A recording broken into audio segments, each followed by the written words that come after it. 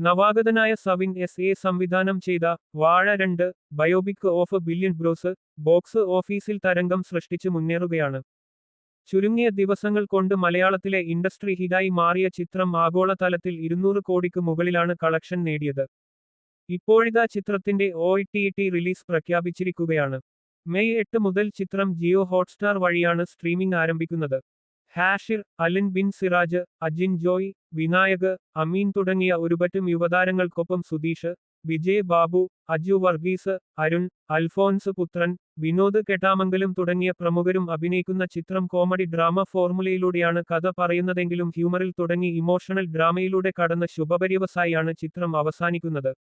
നിറയെ പൊട്ടിച്ചിരികളുമായി കഥ പറഞ്ഞു പോകുന്ന ഫസ്റ്റ് ഹാഫും ജീവിതത്തിന്റെ റിയാലിറ്റി വരച്ചു കാണിക്കുന്ന സെക്കൻഡ് ഹാഫും മാത്രമല്ല ചിത്രത്തിലുള്ളത്. അധ്യാപകർ വിദ്യാർത്ഥികളിലുണ്ടാക്കുന്ന മാനസിക പീഡനം, വിദ്യാർത്ഥികൾ മയക്കുമരുന്നിലേക്കെത്തിപ്പെടാനുള്ള കാരണങ്ങൾ, സിബ്ലിംഗ് ലവ് തുടങ്ങിയവയൊക്കെ ചിത്രം വിശദമായി തന്നെ പറഞ്ഞു പോകുന്നുണ്ട്.